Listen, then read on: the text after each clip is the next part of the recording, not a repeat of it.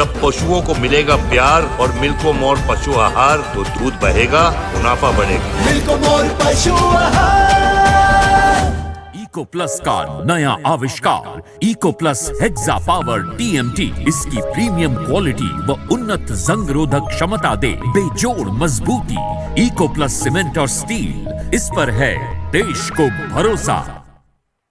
नमस्कार, आप देख रहे हैं लोकमंच न्यूज और मैं हूं आपके साथ सत्यम गौर। जालौन के विकासखंड कुठौंद के ग्राम सुरावली में भगवत कथा का आयोजन किया जा रहा है, जहां पर राम जानकी मंदिर पर सुरेंद्र दास महाजन की असीम अनुकंपा से भगवत कथा हो रहा है। वहीं आपको बताते चले कि जहां बूढ़े बुजुर्ग संत लोग दूर दूर से आकर कथा का आनंद ले रहे हैं। भगवत कथा में श्री कृष्णा के जन्म पर लोगों ने कथा का आनंद लिया है और चारों तरफ जय श्री कृष्ण के नारे लग रहे हैं।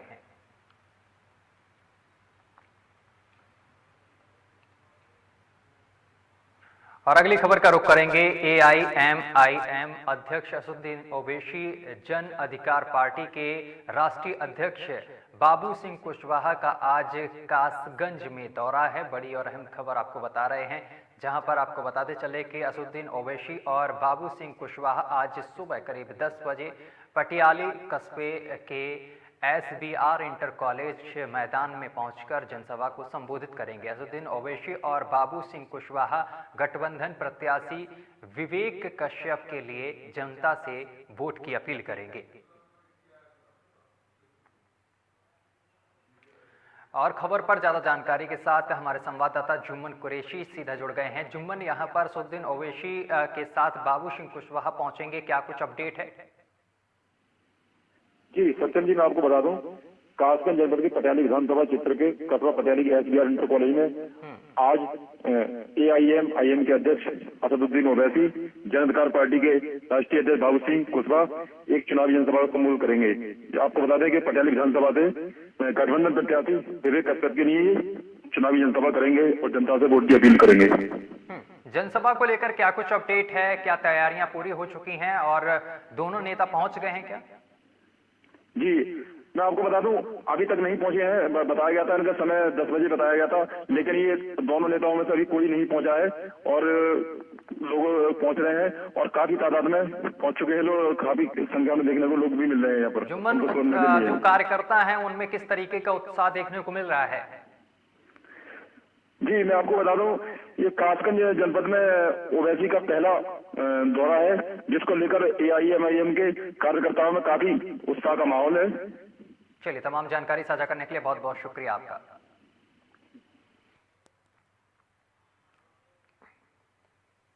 और अगली खबर मुजफ्फरनगर से सामने निकल कर आ रही है, जहां पर गांव शेरपुर सरदार देवेंद्र सिंह खलासा के निवास पर कार्यक्रम का आयोजन किया गया है। कार्यक्रम के बाद प्रेस वार्ता हुई है और प्रेस वार्ता में सपा अल्पसंख्यक सभा के प्रदेश उपाध्यक्ष ने कहा है कि जो राष्ट्रीय अध्यक्ष के द्वारा उन्हें जिम्मेदारी दी गई है उसका वह पूरी तरीके से और ईमानदारी और निष्ठा के साथ निर्वहन करेंगे और अल्पसंख्यकों के लिए कार्य करेंगे। दरअसल जनपद मुजफ्फरनगर के ब्लॉक पुरकाजी के गांव शेरपुर खद्र निवासी सरदार देवेंद्र सिंह खलासा ने समाजवादी पार्टी के राष्ट्रीय अध्यक्ष और शास्त्री पर अल्पसंख्यक सभा के प्रदेश उपाध्यक्ष को मनोनीत किया है और आज इसी संबंध में उन्हीं के निवास पर प्रेस वार्ता का आयोजन किया गया। प्रेस वार्ता में उन्होंने कहा है कि जो राष्ट्रीय अध्यक्ष द्वारा उन्हें जिम्मेदारी दी गई है उसका वे पूरी तरीके से और ईमानदारी और निष्ठा के साथ निर्वहन करेंगे।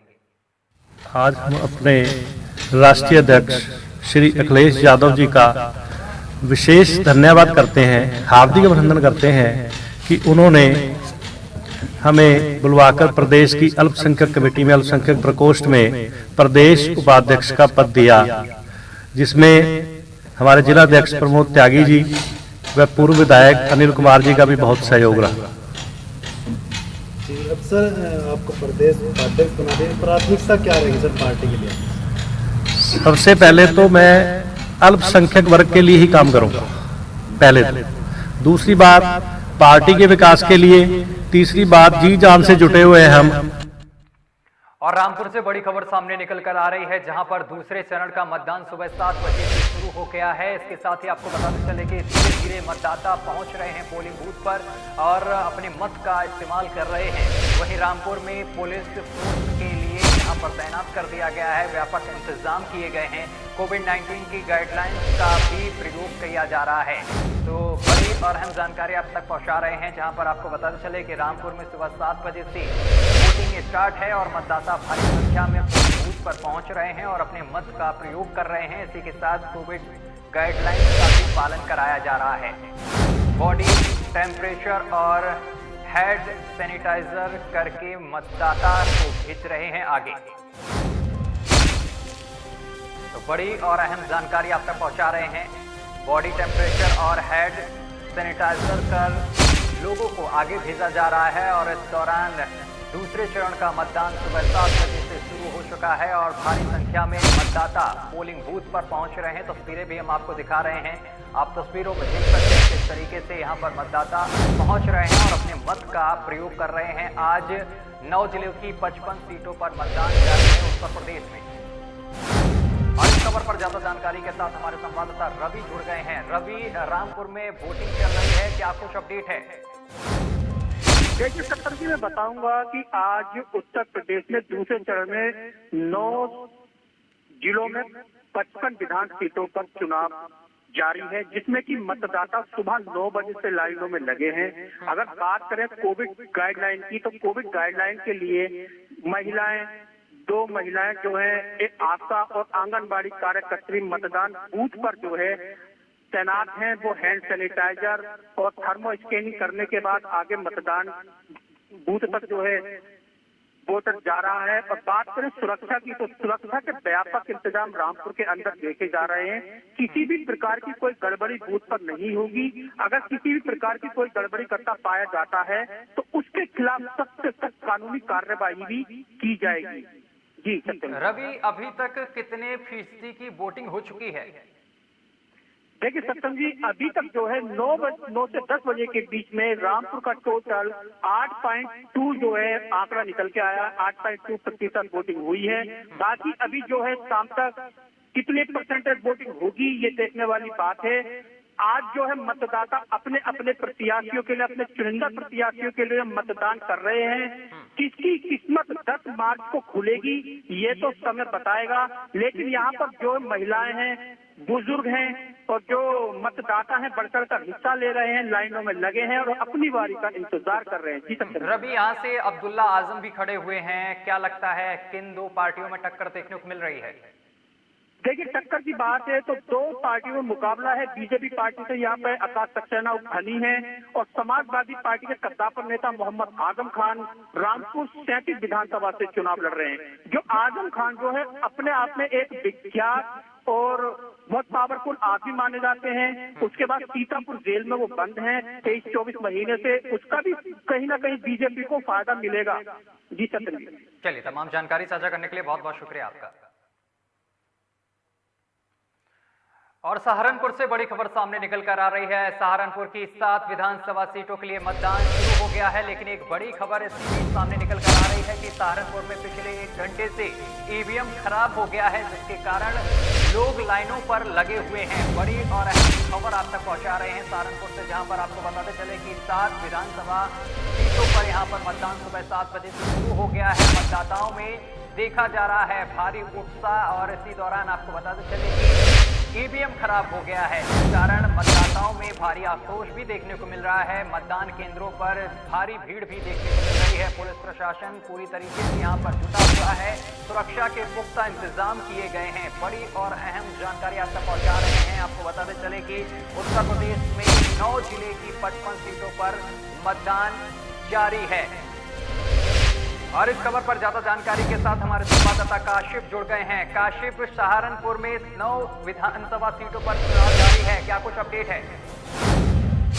जी बिल्कुल सत्यम, चुनाव जारी है। 7 विधानसभाओं पर सकुशल संपन्न कराया जा रहा है चुनाव। 9 बजे तक का जो अपडेट था वो 12.46% वोट जो है अभी तक पड़ चुका है। रामपुर मनियारान जो विधानसभा है वहां पर सबसे ज्यादा 15% वोटिंग हुई है और सहारनपुर देहात और नगर विधानसभा में 13% वोटिंग हुई है। देखने वाली बात अब ये है, इसमें थोड़ी सी नकुड़ विधानसभा में जो कमी आई है, नकुड़ विधानसभा में विधानसभा क्षेत्र के बूथ संख्या 125, 40, 77, 61 और 62 पर ईवीएम मशीनें जो है खराब हुई हैं, जिनकी व्यवस्थाएं कराई जा रही है, उनको ठीक कराने का प्रयास किया जा रहा है और मतदाताओं की काफी लंबी लाइन वहां पर लग गई है। जी सत्यम। काशिफ, मतदाताओं में किस तरीके का उत्साह देखने को मिल रहा है?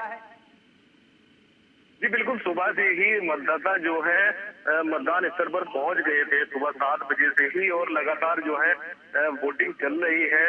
सुरक्षा के भी पुख्ता इंतजाम हैं। आला प्रशासन जो है, आला अधिकारी जो है प्रशासन के, वो भी लगातार इस पर नजर बनाए हुए हैं। अलग अलग बूथ पर एसएसपी सहारनपुर आकाश सोमरपुर नजर बनाए हुए हैं और बूथ पर जाकर इंस्पेक्शन भी कर रहे हैं। डीएम हो, एसएसपी हो और या सिटी कोई भी अधिकारी हो, लगातार वो इस पर नजर बनाकर रखे हुए हैं कि मतदान सकुशल संपन्न कराया जाए। जी काशिफ, इसके साथ ही सहारनपुर में क्या देखने को मिल रहा है? किसका पलड़ा भारी देखने को मिल रहा है?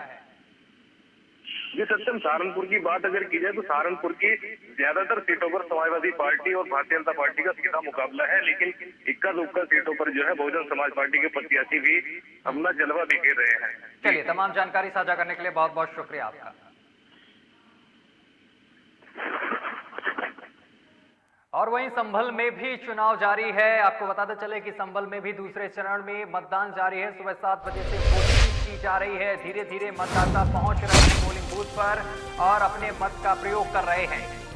बड़ी और अहम जानकारी आप तक पहुंचा रहे हैं। तस्वीरें भी हमारे सामने आ गई हैं। स्क्रीन पर आप देख सकते हैं, यहाँ पर मतदाता पहुंचे हैं और कतारों में खड़े हैं सुबह से ही। वहीं संभल में पुलिस फोर्स तैनात है और पूरे पुख्ता इंतजाम भी सुरक्षा के किए गए हैं। तो तस्वीरें हम आपको दिखा रहे हैं संभल से लगातार, और आपको बताते चले कि सुबह 7 बजे से मतदान जारी है। ये तस्वीरें देखिए, संभल में भी मतदान जारी है और सुबह 7 बजे से यहाँ पर वोटिंग हो रही है और इसके साथ ही धीरे धीरे मतदान केंद्रों पर मतदाता पहुंच रहे हैं और अपने मत का प्रयोग कर रहे हैं। तस्वीरें हम आपको दिखा रहे हैं।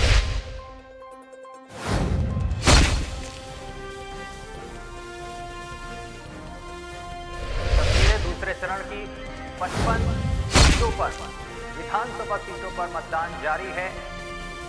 ये तस्वीरें हम आपको दिखा रहे हैं और इस खबर पर ज्यादा जानकारी के साथ हमारे संवाददाता गजेंद्र जुड़ गए हैं। गजेंद्र, संभल में क्या कुछ अपडेट है अभी की ताजा? जी सत्ता मैं आपको बता दूं, संभल जिले के गुन्नौर विधानसभा का एक मामला है जहां ईवीएम मशीन खराब हुई है। एक बबराला बूथ संख्या 122 पर ईवीएम खराब होने की सूचना मिली है। चुनावी थाना क्षेत्र में भी एक ईवीएम मशीन खराब हुई है, जिसको लेकर मतदाता मतदान करने के लिए रुके हुए हैं। और प्रशासन की हम बात करें तो प्रशासन पूरी तरह से मशीन ठीक कराने में लगा हुआ है। जी इसके साथ ही अगर ये जानने की कोशिश की जाए कि संभल में कितने प्रतिशत का मतदान हो चुका है अभी तक? जी परसेंटेज की मैं बात आपको बता दूं, अभी थोड़ी देर पहले बात हुआ था तब परसेंट 12.5% की बात निकल के आई थी। अब 1 घंटे से कोई प्रशासन की तरफ से परसेंटेज को लेकर के कोई बात नहीं हो पाई है। जी सर, इसके साथ ही जो मतदाता है, मतदाताओं में किस तरीके का उत्साह वहां पर देखने को मिल रहा है? संभल में मैं आपको बता दूं 4 विधानसभा हैं। 4 विधानसभा की मैं बात करूं तो मतदाता है मतदान करने के लिए पूरी तरह से मुस्तैद नजर आ रहा है और बहुत ही उत्साह पूर्वक मतदान कर रहे हैं। जी चलिए, तमाम जानकारी साझा करने के लिए गजेंद्र बहुत बहुत शुक्रिया आपका। तो आपको बताते चले कि यहाँ पर भी मतदाता सुबह से पहुंचे हुए हैं। लंबी कतारें भी आप देख सकते हैं स्क्रीन पर, टीवी स्क्रीन पर किस तरीके से लंबी कतारों में लोग खड़े हुए हैं। लेकिन कई जगह से ऐसी भी तस्वीरें सामने निकल कर आई हैं जहां पर ईवीएम खराब हो गया है, जिससे कि वोटिंग प्रभावित हुई है।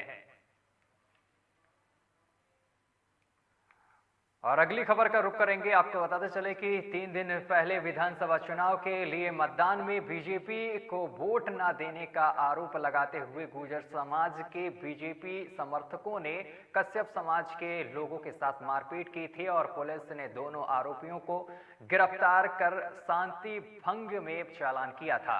वहीं सीओ कार्यालय में पहुंचे दर्जनों कश्यप समाज की महिलाओं और पुरुषों ने उनके बच्चों को परेशान करने पर धमकी देने के आरोप लगाए हैं।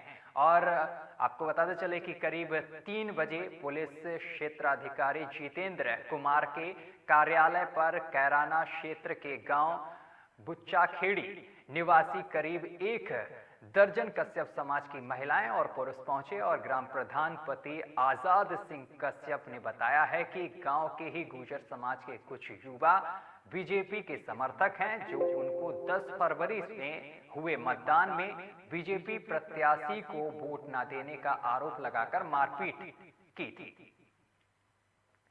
तो ये रहा ना तो मेरी चौकी में सुनवाई होती ना मेरे थाने में होती, सारे को अंट फिर गए, मेरे यहीं आना पड़ा। मेरे जागतों को पीट ला, हमें पीट ला, उनका तो केस बंद कर दिया चंदेल, और मेरी इतने से केस का नहीं बड़ा केस बना दे। राजेश प्रधान जी थे कल परसों रात की बात है, मरगंगा जी का भतीजा था। मैं तो दबाव देकर फैसला करवाया, देख चलो कोई बात नहीं, जक्कत है गलती होगी। मामला ये है जी, जैसा गरीब तबके का लोग है, गांव में कोई भी तैयारी करे बच्चे या कोई भी, उनको वहीं पीट लिया जावे। ये बहुत बड़ी परेशानी है। जैसा कोई भी हम आवाज उठावे, जैसा हमारे राजकुमार चंदेल जी है, उन पर भी बात रखा है तो वो उल्टा ड्रैग हमने घर ही बैठा दिया है। राजकुमार चंदेल कौन है? ये मेरे ऐसा हिसाब है यहाँ तरवाड़ी चौकी पे। तो क्या कारण है, क्या रंजिश है जो आपको परेशान किया जा रहा है? ये ऐसा है जी, पहली बार हम प्रधान बने गांव में, गरीब तबके के लोग, नहीं दूर से वही 70 सालों से वही प्रधान है। और इसी के साथ बुलेटिन में अभी के लिए बस इतना ही। देश दुनिया की तमाम खबरें देखने के लिए देखते रहिए लोकमंच।